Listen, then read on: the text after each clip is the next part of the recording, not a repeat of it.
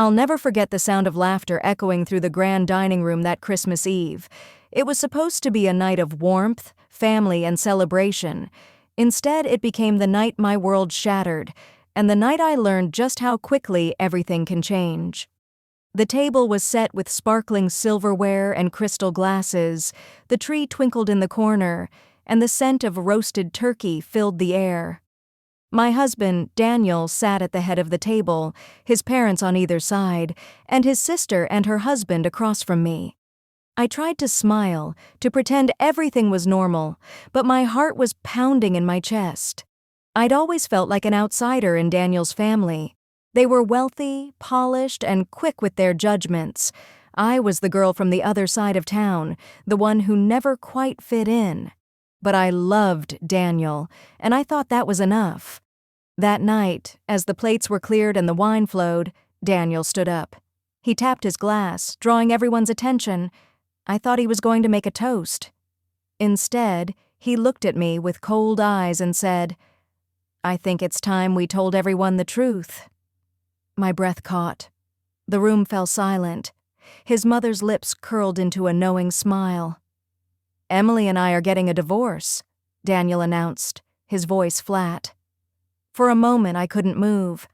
I stared at him, searching his face for any sign of regret, any hint that this was a cruel joke. But there was nothing, just emptiness. Then the laughter started. His mother let out a sharp, triumphant cackle. His sister snickered behind her hand.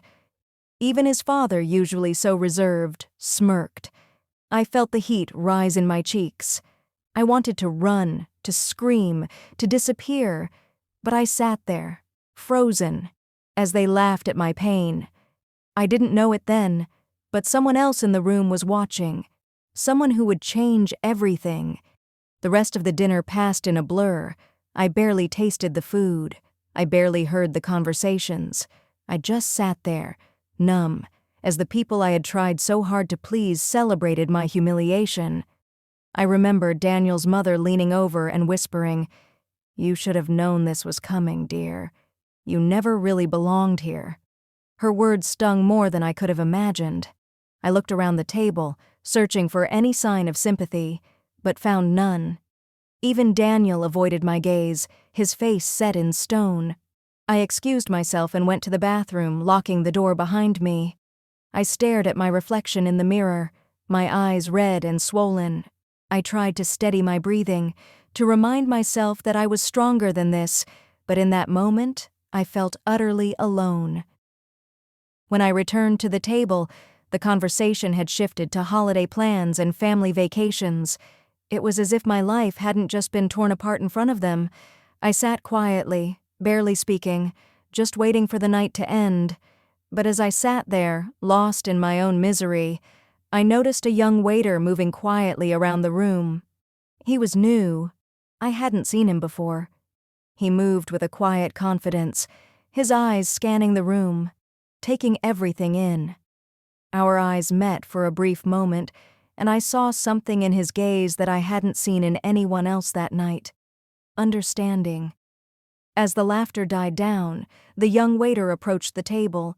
He was careful, almost invisible, clearing plates and refilling glasses. But as he reached for my empty wine glass, our eyes met again. He gave me a look, not of pity, but of understanding. It was as if he could see right through the polished surface of that perfect family, straight into the mess beneath.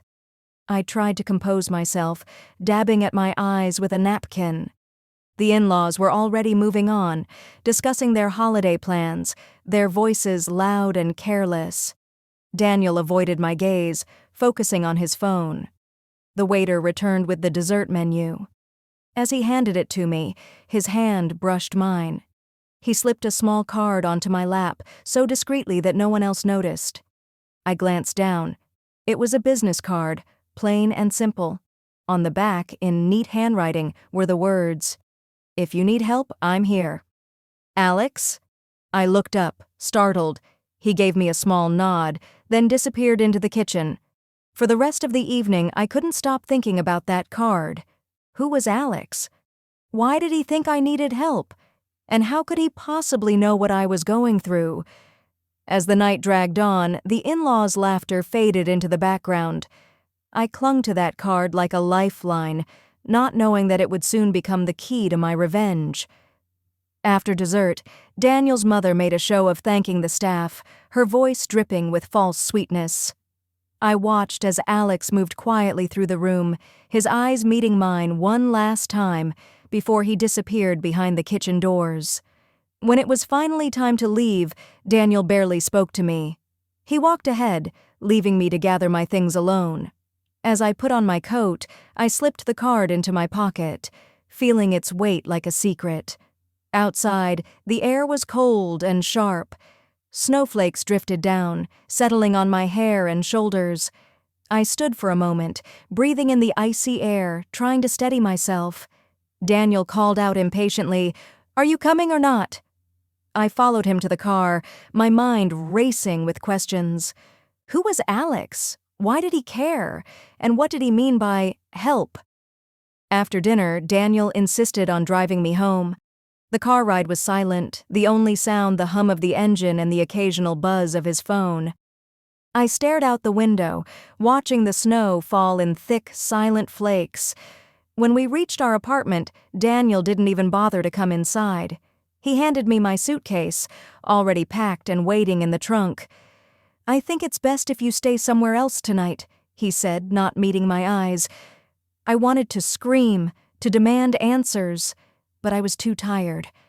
I took the suitcase and walked up the steps alone. Inside, the apartment felt cold and empty. I sat on the edge of the bed, clutching the business card. My phone buzzed with messages from friends and family, but I ignored them all. I turned the card over in my hands, reading the words again and again. "If you need help, I'm here." I didn't know what to do. I didn't know who to trust.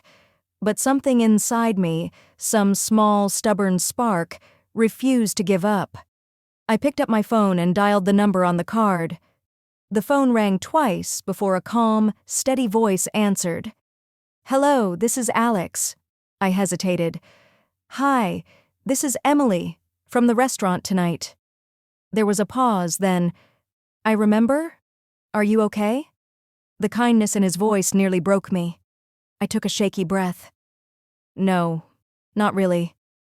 He listened as I poured out the whole story, the divorce, the humiliation, the years of feeling like I didn't belong. He didn't interrupt, didn't judge. When I finished, there was a long silence. "I'm sorry you went through that," he said quietly. "But you don't have to let them win." I frowned. "What do you mean?" Alex hesitated, then said, "I've seen a lot working in that restaurant. Your in-laws, they're not as perfect as they pretend to be. If you want to fight back, I can help." My heart raced. "How?" He told me about his side job as a private investigator. He'd seen Daniel's family pull the same tricks on others, using their money and influence to ruin people's lives. But Alex had learned how to find their secrets, how to expose the truth. I didn't know if I could trust him, but I had nothing left to lose. "Okay," I said. "I want to fight back." Alex and I met the next day at a small coffee shop across town.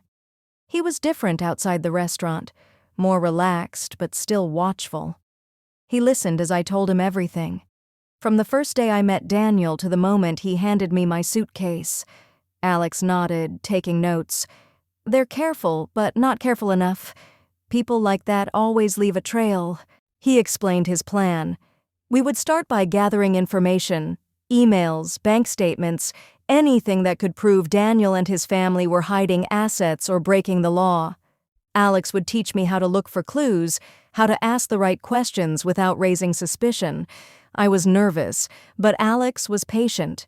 He showed me how to access public records, how to trace financial transactions, how to follow the digital breadcrumbs. What we found shocked me. Daniel had been planning the divorce for months. He'd moved money into secret accounts, hidden assets, and even forged my signature on legal documents. He'd made sure I would walk away with nothing, But that wasn't all. Alex discovered that Daniel's family had a long history of shady business deals, bribery, tax evasion, even blackmail. They'd use their power to silence anyone who got in their way. The more I learned, the angrier I became. I realized that I'd spent years trying to please people who saw me as nothing more than a pawn in their games. Alex helped me document everything. We took photos, made copies, built a file thick with evidence, but we needed more. We needed proof that would make the world listen. That's when Alex suggested we go undercover. Over the next few days, Alex and I met in secret. He taught me how to gather information, how to listen, how to watch, how to dig beneath the surface. We started with Daniel. Alex showed me how to access public records, how to trace financial transactions, how to follow the digital breadcrumbs. What we found shocked me. Daniel had been planning the divorce for months. He'd moved money into secret accounts, hidden assets, and even forged my signature on legal documents. He'd made sure I would walk away with nothing. But that wasn't all. Alex discovered that Daniel's family had a long history of shady business deals, bribery, tax evasion, even blackmail. They'd use their power to silence anyone who got in their way. The more I learned, the angrier I became. I realized that I'd spent years trying to please people who saw me as nothing more than a pawn in their games. Alex helped me document everything. We took photos, made copies, built a file thick with evidence, but we needed more. We needed proof that would make the world listen. That's when Alex suggested we go undercover. Daniel's family was hosting their annual charity gala, a glittering event attended by the city's elite. It was the perfect opportunity to gather more evidence. Alex got me an invitation. I borrowed a dress from a friend, styled my hair, and walked into that ballroom with my head held high. The in-laws barely recognized me. Daniel's mother gave me a cold, appraising look. His sister whispered behind her hand. Daniel himself looked shocked to see me. I smiled, pretending nothing was wrong. Alex, disguised as a waiter, moved through the crowd, slipping me notes and tips. He pointed out key players, whispered secrets in my ear.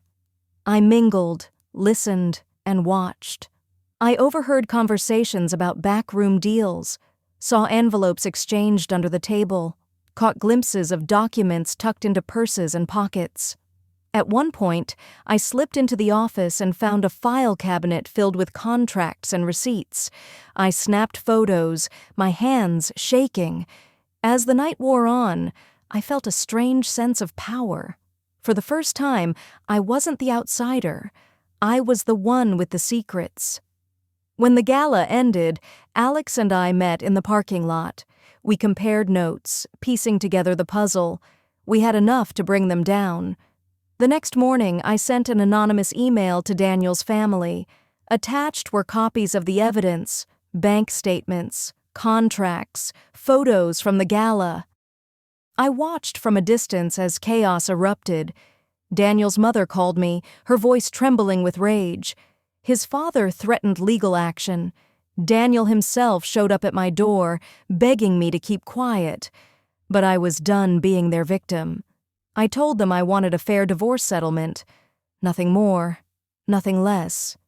If they refused, I would go public with everything. They tried to intimidate me, to buy my silence.